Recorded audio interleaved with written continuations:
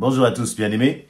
J'aimerais partager avec vous quelques pensées sur la notion de la peur, et la peur notamment dans le service, la peur dans l'engagement. Bien des fois, nous voulons servir Dieu, nous voulons nous engager, et de différentes façons, et nous nous posons beaucoup de questions. Parfois, nous nous posons tellement de questions que finalement, nous ne faisons rien, et nous sommes comme paralysés par nos craintes, par nos peurs de ne pas réussir, de ne pas tenir, de ne pas aller jusqu'au bout, de ne pas être fidèles, et tout un tas de raisons qui nous paralysent. J'aimerais que nous puissions justement partager quelques pensées sur ce sujet-là, et je vais le faire en m'appuyant sur le passage de Matthieu chapitre 25. Matthieu chapitre 25. Avant d'aller plus loin, je vous invite vraiment, si vous ne l'avez pas encore fait, à vous abonner à notre chaîne YouTube pour pouvoir être alerté de la mise en ligne chaque jour de ces vidéos, paroles du jour, du lundi au vendredi, ainsi que nos prédications de nos études bibliques, afin que vous soyez encouragés. Dernier point, je vous invite aussi à liker, à mettre un pouce sur chacune des vidéos. Ça prend 1 seconde, mais ça aide à ce que ces vidéos puissent gagner en visibilité. Ceci étant dit, revenons à notre lecture de Matthieu chapitre 25. Je vous donne le contexte. C'est la parabole de ce maître qui va partir et avant de partir, il va confier des talents donc de l'argent à ses serviteurs, afin que ces serviteurs puissent travailler, faire fructifier cet argent en vue du retour du maître. Donc il va appeler ses 3 serviteurs. À l'un des serviteurs, il va donner 5 talents ou 5 écus. À l'autre serviteur, il va donner 2 talents. Et au 3e serviteur, il donnera 1 talent. Le premier serviteur va bien travailler, va travailler fidèlement et il va multiplier par 2 ce que le maître lui avait confié. Et le maître va le récompenser. Le 2e serviteur, même chose, il avait reçu 2 lingots. Et là, nous sommes dans Matthieu, verset 25, à partir du Matthieu chapitre 25, verset 22. Celui qui avait reçu les 2 lingots se présenta aussi et dit, « Maître, tu m'avais remis 2 lingots, j'en ai gagné 2 autres, les voici. » « Très bien, lui dit son maître, tu es un bon serviteur en qui l'on peut avoir confiance. Tu t'es montré fidèle en peu de choses.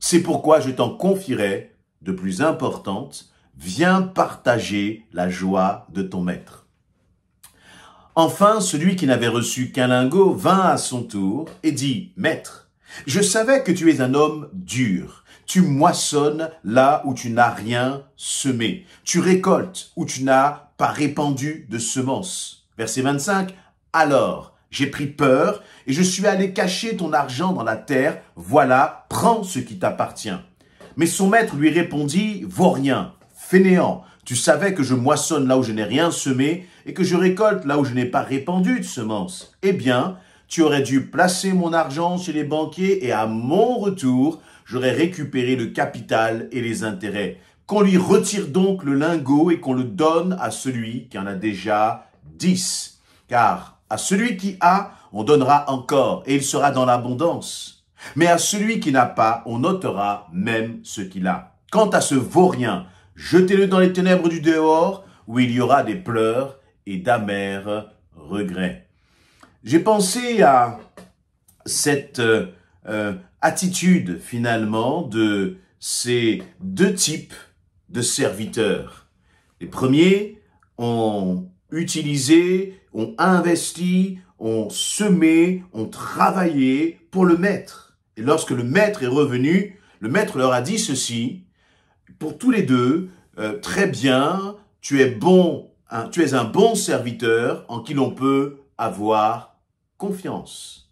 Comment est-ce que le maître a pu dire qu'il pouvait avoir confiance dans ces serviteurs-là? Eh bien, c'est parce que ces serviteurs ont répondu favorablement à la mission qui leur avait été confiée.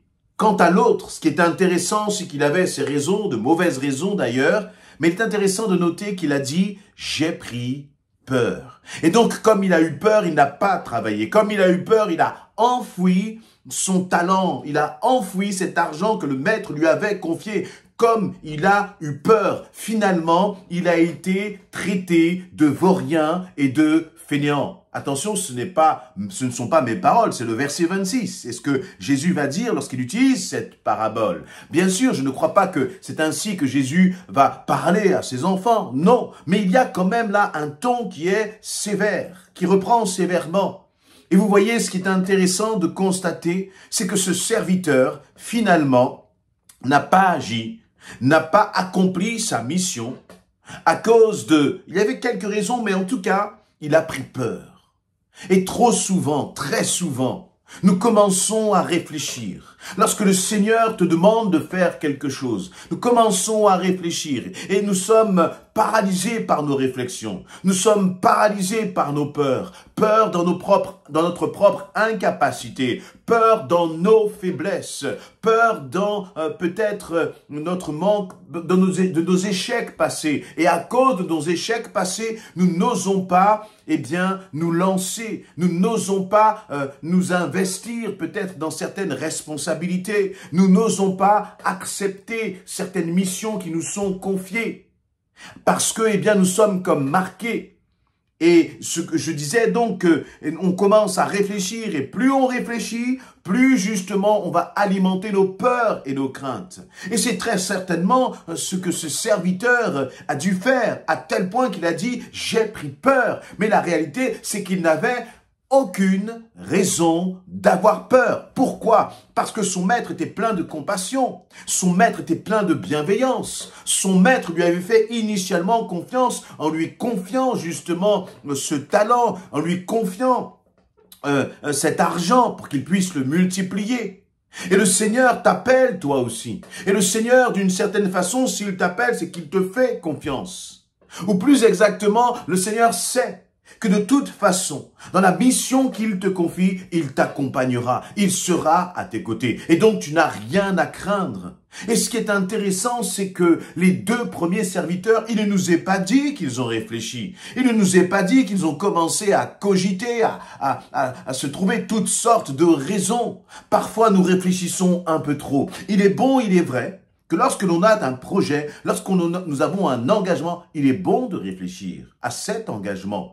Mais je crois que la peur ne doit pas nous stopper dans notre désir de servir le Seigneur. Parce que servir Dieu, ce n'est pas par notre propre capacité, ce n'est pas par nos propres forces.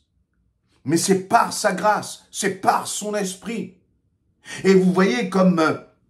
le Seigneur va appeler notamment, va parler à Zacharie au sujet de Zorobabel, en lui disant, Zorobabel, vous savez, lorsqu'il devait reconstruire le temple avec Josué, le Seigneur va lui dire d'une certaine façon, qu'il ne faut pas mépriser les faibles commencements. Parce que finalement, Zorobabel a commencé et il a achevé la construction du temple, alors qu'il y avait des moqueurs, alors que très certainement il se sentait peut-être incapable. Comme toi, tu peux te sentir parfois incapable face au défi qu'il y a à relever. Mais je crois qu'il vaut mieux être finalement de ceux qui vont essayer, de ceux qui vont s'atteler justement à travailler, de ceux qui vont accepter ce défi en disant « Seigneur, je vais avancer avec toi. J'ai peur, j'ai des craintes, mais je sais que je peux compter sur toi. » Plutôt que finalement, d'une certaine façon, à cause de tes peurs, à cause de tes craintes, enterrer les dons, enterrer ce que le Seigneur te demande de faire, enterrer la mission qu'il te demande de faire. Parce que, finalement, ce que le Seigneur nous demande, c'est tout simplement, en acceptant la mission qu'il nous confie, de manifester notre confiance. C'est intéressant de voir que, vous voyez, comme je disais tout à l'heure, le maître va revenir vers ses serviteurs, il va leur dire, tu es un bon serviteur, en qui l'on peut avoir confiance. Et là, ce n'est pas une confiance qui est donnée comme cela, non, c'est une confiance qui est basée sur les résultats obtenus par ses serviteurs. Et je voudrais te demander, est-ce que le Seigneur peut te faire confiance?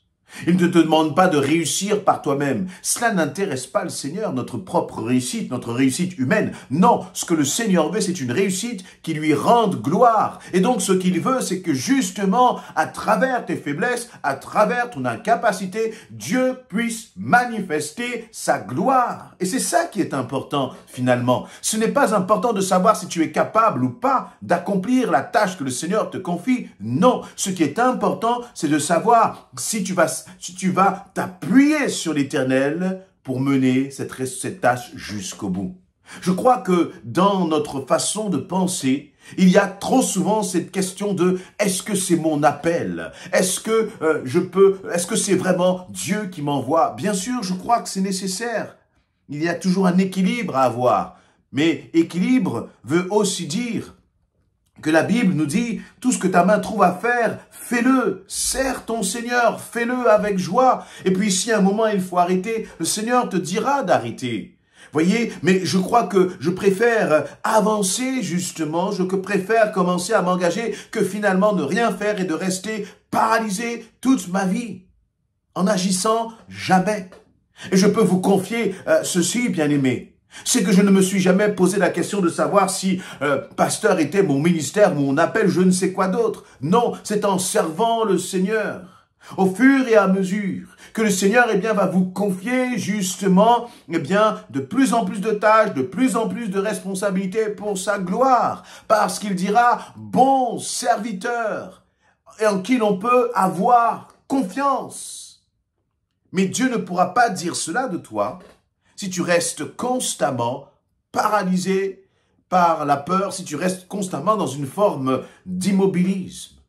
Laissez-moi vous dire, bien-aimés, je ne crois pas que ce soit la vision de Dieu, que des hommes et des femmes soient dans une église et ne soient pas au service. Il y a tellement de choses à faire, tellement de besoins, tellement finalement de possibilités de manifester notre amour pour Dieu, notre amour pour les frères et sœurs en se mettant au service des uns des autres.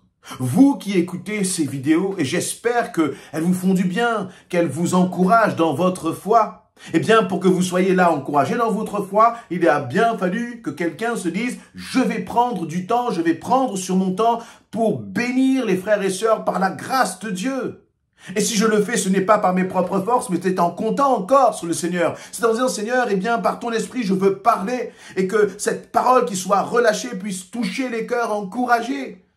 Mais vous aussi, réalisez une chose, c'est que si vous vous levez, vous pouvez être des sources d'encouragement extraordinaires. Vous pouvez être des sources de bénédiction extraordinaires pour ceux qui sont autour de vous. Laissez-moi vous dire que ce monde en a besoin. Récemment, dans l'un des commentaires sous une vidéo, il y avait une sœur qui nous a dit de prier pour elle parce qu'elle va aller distribuer des éphémérides. Vous savez, ce sont un peu ces calendriers, je crois que c'est ce dont elle voulait parler, dans lequel on peut avoir des versets bibliques, des courtes exhortations. Et je trouve que c'est un travail extraordinaire. C'est un travail de l'ombre parce que personne ne le voit. C'est un travail qui n'est pas sur les réseaux sociaux, qui n'a pas fortement de forte audience. Mais ma sœur, sois bénie dans ce service. Et vous aussi, tous ceux qui servent le royaume de Dieu, que vous soyez à l'autre bout du monde, que vous soyez aux Antilles, quel que soit là où vous êtes, que vous soyez à l'autre bout de la France, par rapport à moi, peu importe là où vous êtes, servons le Seigneur avec joie. Ne laissons pas l'ennemi venir avec ses mensonges, nous dire que nous sommes incapables, que nous ne pouvons pas. Oui, nous sommes incapables. Oui, nous ne pouvons pas. Mais par l'Éternel, tout est possible. Par son esprit, il nous rend capables. Par les graines que tu vas semer, Dieu va multiplier. Alors, je t'en prie, ne méprise pas tes faibles commencements, mais au contraire, commence à faire avec ce que tu as, avec ce que tu peux, en les portant comme un sacrifice de louange et d'adoration à ton Dieu. Et Dieu va se réjouir. Et Dieu te dira de toi, bon et fidèle serviteur, bon et fidèle servante, bonne et fidèle servante, en qui je peux avoir confiance. Vous réalisez la portée de cette parole. Le Dieu tout-puissant, le Dieu parfait, le Dieu de l'incroyable, le Dieu de l'impossible, nous dit à nous qui sommes si indignes, si faibles, et parfois si peu fiables, il dit, je peux avoir confiance en toi, mon enfant. Laissez-moi vos commentaires, partagez vos commentaires sur cette vidéo et je crois que ça peut en encourager beaucoup. Peut-être que vous aussi, à un moment, vous avez été amené à faire quelque chose, à vous engager dans un service. Vous aviez des craintes et finalement, vous avez vu la gloire de Dieu dans cela. Partagez-nous votre témoignage, cela va en encourager plus d'un. Amen.